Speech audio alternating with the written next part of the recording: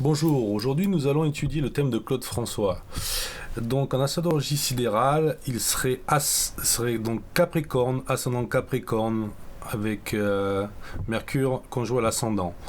Donc le Capricorne, donc le maître du Capricorne avec l'ascendant Capricorne, c'est le Saturne. Saturne est en Poisson. Donc ça lui donne des caractéristiques, bien sûr, du Capricorne, mais très influencé par le Poisson. Qui lui donne d'ailleurs ses yeux bleus, ce côté il voulait faire rêver les gens, ce côté onirique, etc. Et le côté l'eau aussi, donc du poisson. D'ailleurs, chez lui, il avait fait un aquarium, une piscine, etc. Euh, donc, ce côté Capricorne lui donne le côté autoritaire, on le connaissait comme étant quelqu'un d'autoritaire, bosseur.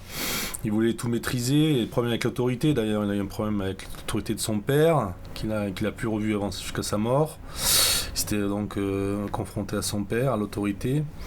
Et aussi par rapport à l'autorité fiscale, puisqu'il a des gros soucis de fiscalité, avec en plus donc Saturne en Poisson, qui fait que, bon, dans la maison 2, fait que finalement au niveau des finances, c'était quand même un peu le flou, quoi. Alors qu'est-ce qu'on peut noter? C'est donc son côté bosseur du Saturnien avec cette inspiration du Poisson, qui est l'artistique.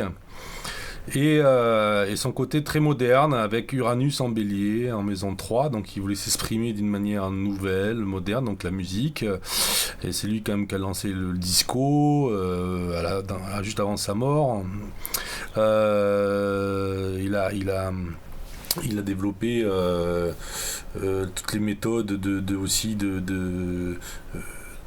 nouvelles d'expression avec la musique, les scopitones, les clips, etc.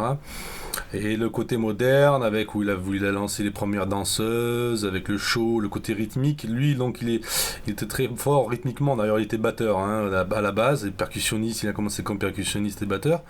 Donc, ce côté Uranus en bélier, en maison 3, il s'exprimait comme cela. Il a la lune, donc c'est important en Gémeaux, donc aussi ce grand désir d'expression ici. En maison 5, et puis le grand amour qu'il avait pour sa mère. Et après aussi le côté Saturne, il avait besoin aussi de se retirer un peu au calme, c'est pour ça qu'il a déménagé dans une maison pour être plus au calme, ça j'ai aussi oublié de le dire. Pluton en 7, donc il a vu quelqu'un qui a beaucoup de charisme, etc.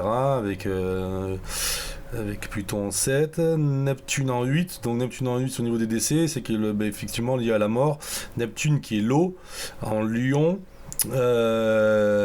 Neptune qui est donc par rapport à sa mort, par rapport à la mort, il faut qu'il fasse attention à l'eau. Effectivement, on le verra plus tard, surtout que c'est un carré lune.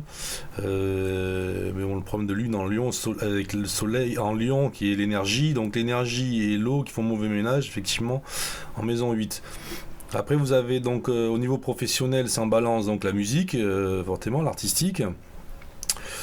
Avec Mars en Scorpion, donc il était très jaloux, passionné. Il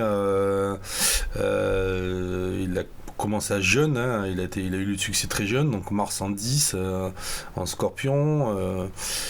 Ensuite, Vénus en 11, donc les projets musicaux. Et voilà, donc on a fait la tour de son thème. Rapidement, donc pour voir ensuite par rapport au jour de sa mort, j'ai mis ici les planètes en bleu, c'est le jour de sa mort, et là on remarque que le jour de sa mort, à l'heure de sa mort, Uranus est pile en conjonction à son MC, donc en haut du ciel, et